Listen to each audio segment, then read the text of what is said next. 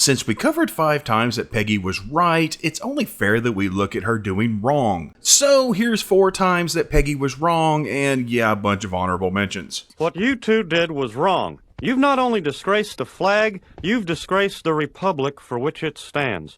If I were you, I'd start writing your apologies. And if I were you, I'd hide yours from Bobby. Hey folks, welcome to Squirrel Tactics. Like, subscribe, check out the Patreon, let's do this. So Peggy's done some bad stuff, some of it accidental, like at Bystand Me, where she stole one of Hank's catchphrases and spread the word about the cleaning power of mixing ammonia and bleach. Peggy, that's the recipe for mustard gas. Arlen will be covered with a cloud of poison. Fun fact, contrary to what the episode tells us, this will not make mustard gas, but rather chlorine gas. You have to add sulfur for it to be mustard gas. That's where the mustard color comes from. So sorry Hank, Cotton taught you wrong. Are you sure I'm making mustard gas? Yes, my dad used to mix up a big batch of it to celebrate VJ Day. It's an honorable mention because it was accidental, and as Hanlon Tracer tells us, never attribute to malice what could be better explained by ignorance or stupidity. Under the accidental banner would also fall Lupe's Revenge, where Peggy inadvertently kidnaps a Mexican child.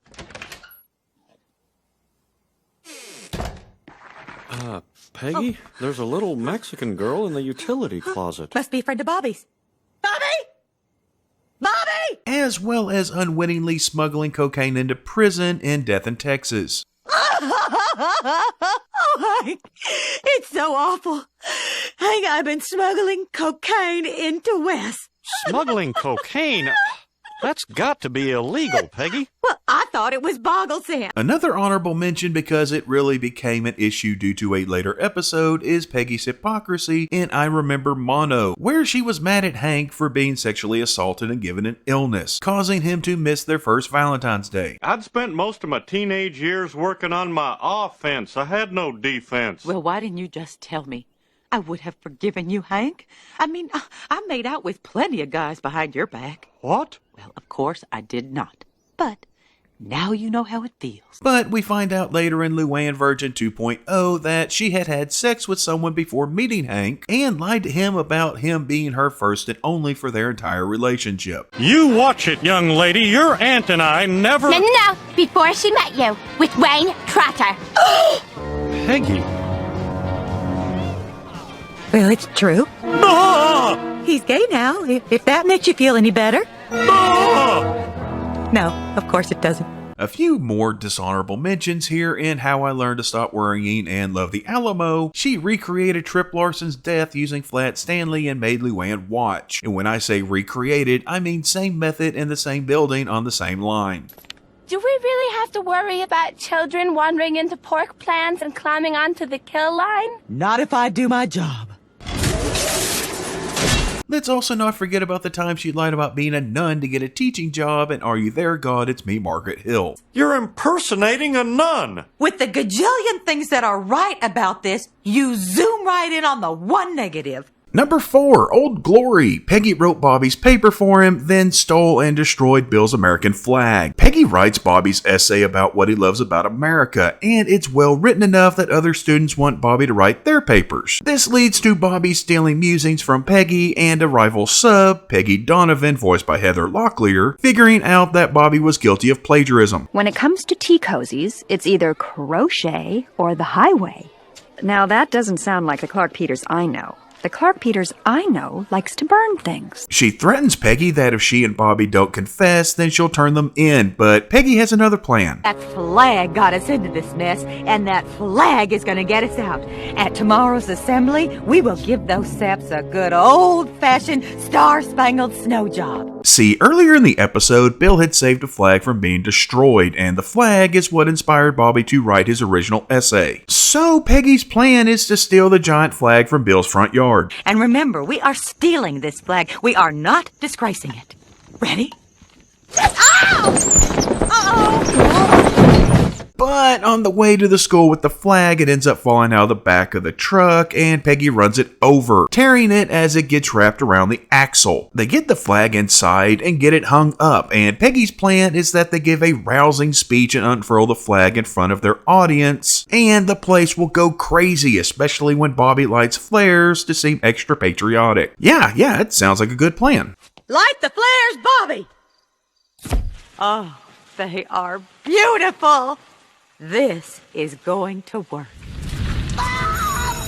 Except it didn't work, because of course it didn't work. Bobby lighting the flares to test it catches the flag on fire. Burned, wet, and torn, they pull the flag down and dump it in Bill's driveway. Bill is heartbroken when he finds it the next morning, and the flag is ceremonially destroyed, with Bobby getting away scot-free after giving a speech to the students. And neither Peggy nor Bobby ever came clean about what they did to the flag or apologized. Maybe I'm wrong, but destroying the flag of an active military member, then watching that same person cry when they see what you did to their flag and yet never admit it was you, yeah, that's pretty bad in my book.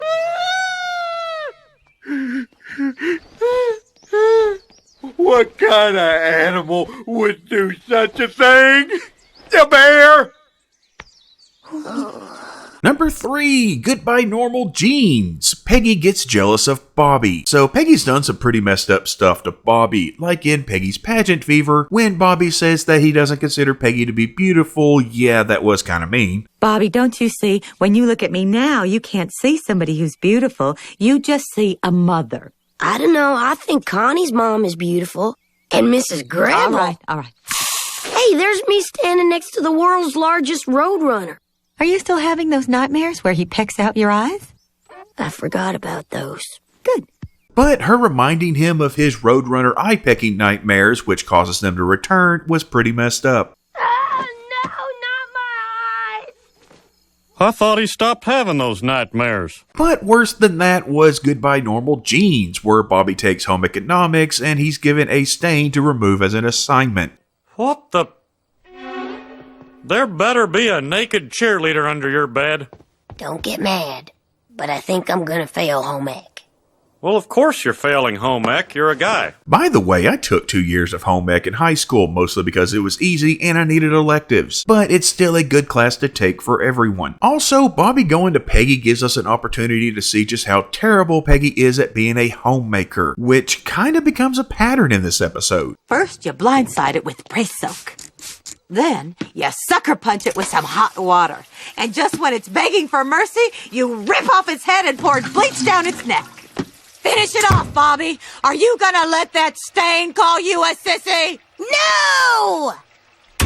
After the washer is done, they take a look at the uniform, and Bobby isn't exactly thrilled with the results. And Peggy is straight up mortified because of what she did to Hank's pants. Well, it's full of holes, but you did get the stains out.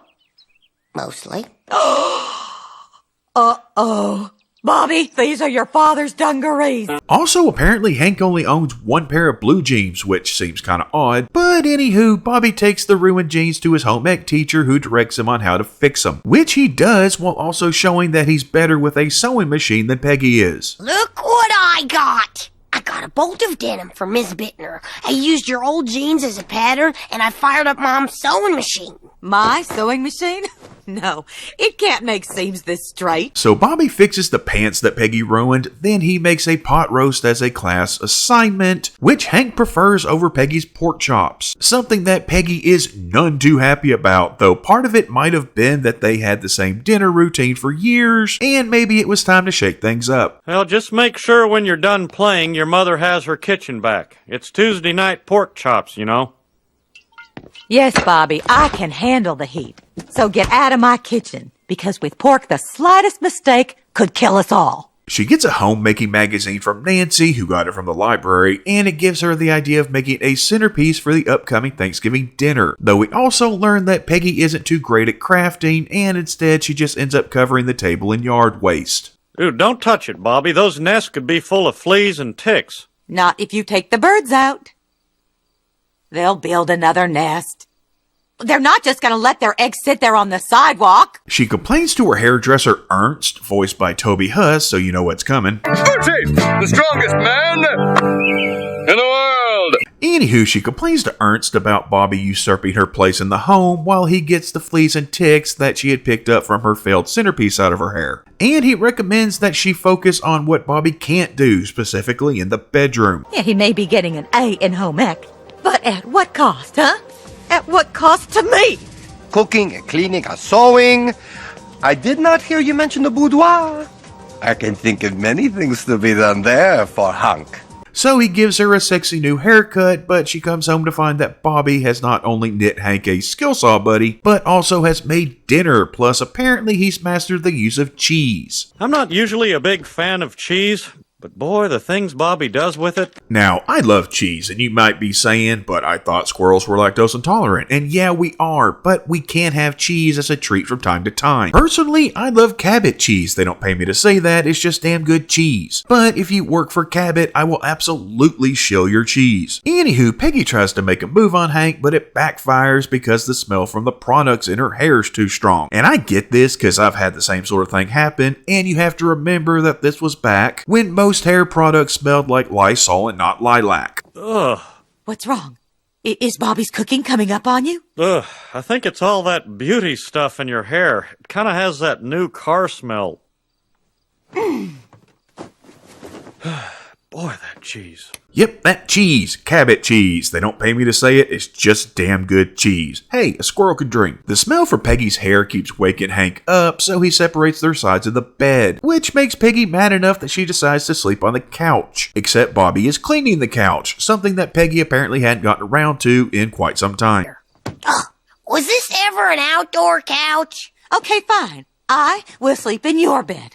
Right under your booger wall. So she ends up sleeping in Bobby's bed, and when Hank comes out to see what the ruckus is all about, he offers to let Bobby sleep in Peggy's side of the bed rather than on the still drying couch. This gives the two of them a chance to bond, which Peggy really should see as a good thing. But no, it's Peggy. She sees Bobby as taking her place because to her, his success holds up a mirror to her failure. Did you sleep well? Not really. Bobby and I were up all night talking. Really talking. She tries to get Bobby in trouble with Hank after she finds the magazine that Nancy gave her and figures out that Bobby has been using it for ideas. But this also backfires because Hank is just interested in one of the recipes, which Bobby has already started cooking. So Hank suggests that they just let Bobby make Thanksgiving dinner. That way Peggy can just relax for the day instead of having to do all the work. You know what? Let's have Bobby handle the whole meal. What? But every year This year, the only thing you have to do is get hungry. The last straw, apparently, was when Bobby asked Peggy to put the turkey in the oven, and rather than doing so, she just takes the turkey, deciding that Hank and Bobby don't deserve her or the turkey, and she heads off on a bicycle to spend the day with Ernst.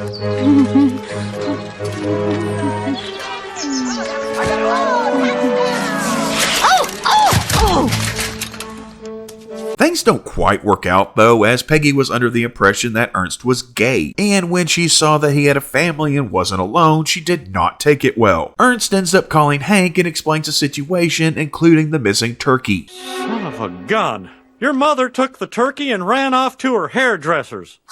And Hank sends Bobby off in order to prove to Peggy that she means more than being able to cook. Notice that Peggy never apologized for anything she did in this episode, and it was Hank that had to apologize. This episode really focused on how fragile Peggy's ego is, and how when her place is questioned, even inadvertently by her own son, she lashes out in anger rather than embracing Bobby's gifts like Hank does. Don't get me wrong, there are plenty of women out there who are badasses inside and outside the home, but Peggy's just not one of those. And rather than accept her limitations or strive to better herself, she steals a turkey in order to ruin her family's Thanksgiving. Number 2, educating Lucky, intentionally teaching Lucky the wrong answers so that he would fail his GED test. Lucky went to Peggy because he wanted her help in getting his GED. For those unaware, GED stands for General Educational Development, though it's also referred to as a General Education Diploma or a Good Enough Diploma. It's just the equivalent to a high school diploma. Peggy is shocked and a little disgusted that Lucky didn't graduate high school, but he dropped out a tad earlier than that. My formal education ended at the 9th grade. That's when I started smoking.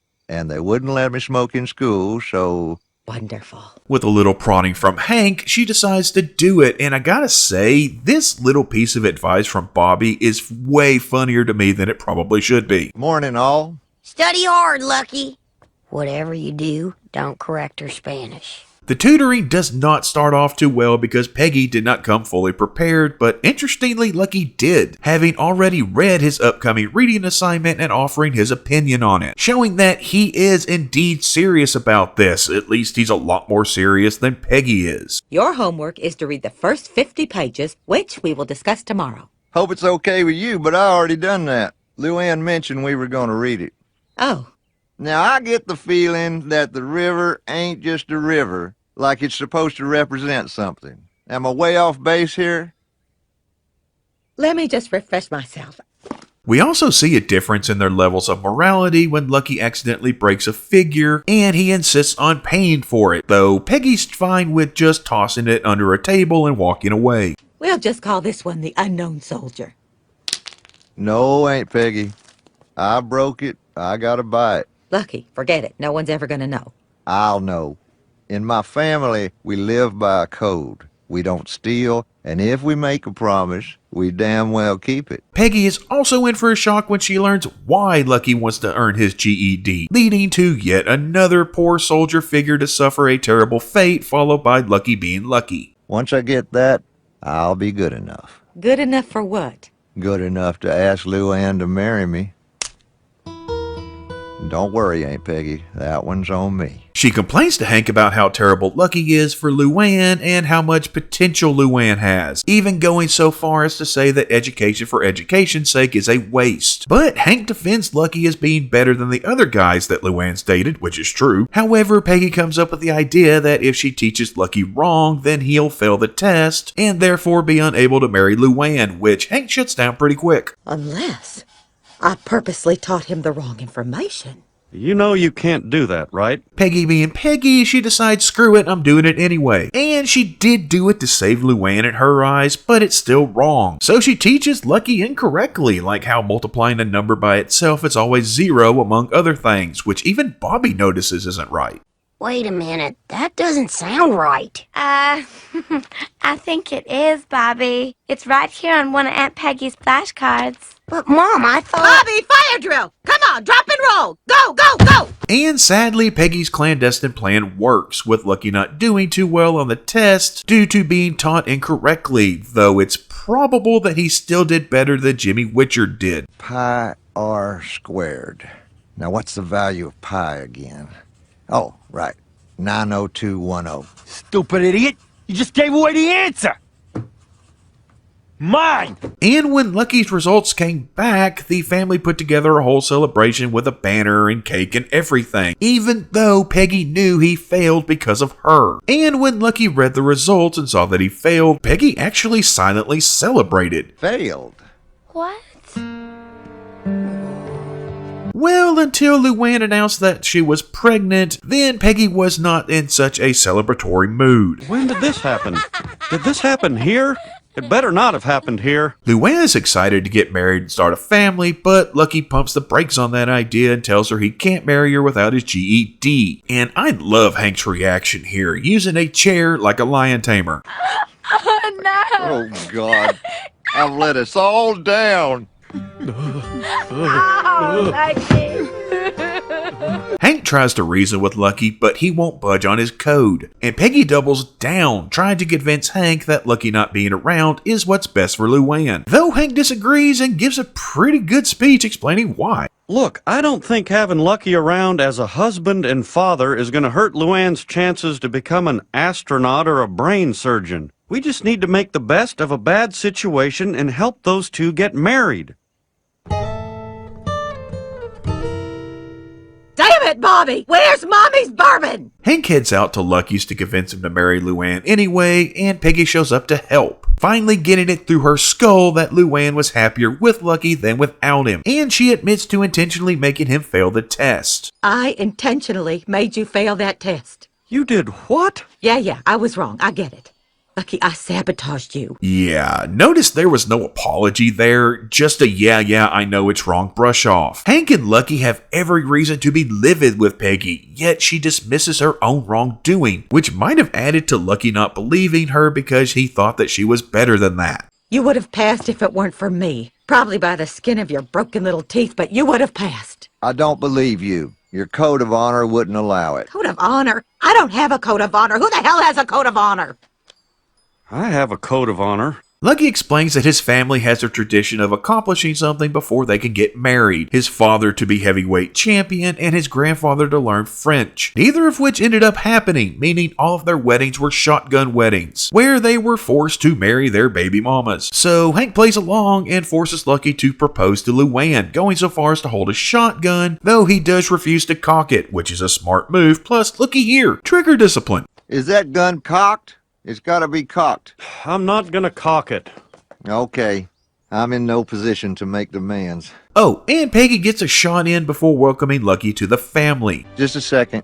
Uncle Hank, now you gotta kick me in the ribs. Come on, this is ridiculous. I said I'd hold the gun, but Welcome to the family, Lucky. That's where the episode ended, with Peggy never apologizing yet again, or really showing any sign of remorse outside of how it hurt Luann. Peggy was just a terrible person here, and then took no accountability short of admitting it and saying she knows it was wrong. This was bad enough, but there was something she did that was worse. Number 1, the incredible Hank. Peggy secretly drugs Hank with hormones. This one starts with Hank having a crappy day at work because he's the only one on the sales floor when it's busy, which I could tell you ain't fun. And when he gets home, he just wants to relax. However, Peggy comes in all pumped up about the upcoming Viva Los Argentinos festival, which will include a bull run. By the way, for interested in the history of bull runs, yeah, we got a video on that. And though Hank tries to get a word in edgewise, Peggy completely ignores him and says that he should join the committee since Hank has so much free time apparently. Peggy, I'm exhausted. I don't have time for some harebrained bull run. Well then, I guess I won't have time to prepare your dinner tonight. When they later take Bobby to the doctor to make sure that he's developing at a proper rate, Peggy learns about how prevalent loss of testosterone is to middle-aged men. And rather than understanding that Hank is stressed and worn out for being overworked, she insists that his problem is a testosterone deficiency. This is why you didn't want to help me with Viva Los Argentinos Day. This is why you've been grouchy and sluggish and... Dang it, Peggy, that's ridiculous. I'm just stressed about my work. Just in case, the doctor prescribes him a low-dose testosterone, but Hank throws the paper in the trash before leaving with Bobby. Peggy then takes it upon herself to not only dig it out of the trash, but to have it filled and put it into Hank's coffee without telling him. And I probably shouldn't have to say this, but I'm going to go ahead and say it anyway. Do not drug other people. He's stressed enough without you interrupting his coffee drinking time. All right, Hank. You're free to drink your coffee. Would you forget about the coffee? And let's not forget that she sent him off to work with a whole thermos full of drugged coffee. I wonder how much she put in there. Which gives Hank quite a bit of energy. Yeah, that's to be expected because he has the testosterone levels of a teenager. And when Peggy sees Hank being more energetic and enthusiastic about the upcoming festival, plus being quite a bit friskier, Peggy actually ups the dosage that she puts in his food. She's also pretty pleased with herself when she puts 4 more pills into a pitcher of tea for Hank, which he just chugs while training for the bull run, and Nancy is visibly attracted to the new Hank.